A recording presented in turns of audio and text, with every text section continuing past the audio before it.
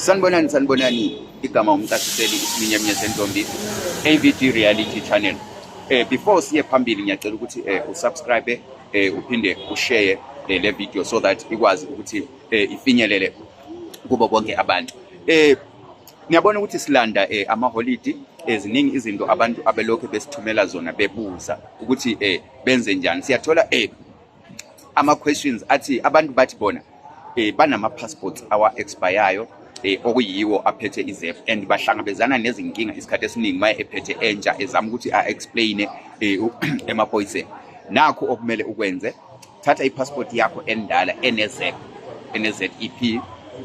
uyenze i-copy ye-passport uphinde uyenze i-copy la okule ZEP yakho khona, then ubusuphatha i-passport yakho entsha, then move around. Akekho ozokuhlupha on that side.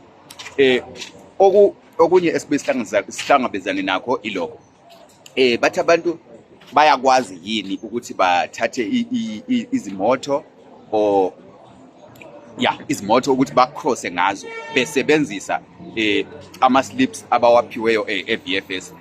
Mangabe ukuzep, yes, right, uzokwazi ukuthi ucrosse nemoto yakho or ungabi ne-problem. Kodwa mangabe ukuthi awunazep, whether u-applye i-general work permit, whether u-applye i-waiver wathola i-slip, or whether unayo i-waiver so wayithola, akukunikezi igunya lokuthi lokho ungakwenza ukuthi mhlambe ucrossise imoto uhambe nayo phesheya. Siyabonga kakhulu. Okunye-ke ebengifisa ukuthi sikudluliselayo ukuthi abantu bahlangabezana nenkinga enkulu yokuthi bayaboshwa, ikakhulukazi indawo eziku-CBD la eGoli, kungakhathalekile ukuthi unayo i-permit or unama-days ela. Nakho abantu abakhala ngakho bathi kwenziwa ikakhulukazi ngama-wardens, ama-crime wardens, engicabanga ukuthi abanalwazi olukhulu ngezinto ze-immigration. So bathi ma bengathola umuntu ene-passport edindelwe amalanga angu-90, bayakuthatha bakuvalele, baku-threaten until nawe ugcine uzibona engathi u-wrong ngokuba naleso stamp, ugcine ukhiphe imali. Ngezinye zezinto esithola ama-complaints abantu bethi bahlangabezana nazo. Lokho akukho emthethweni. Mangabe usazi ukuthi wena une-passport owangena ngayo eborder bakudindela ama-days, akekho umuntu okumele akubophe athi awukho emthethweni or athi lawo ma-days akho awekho emthethweni.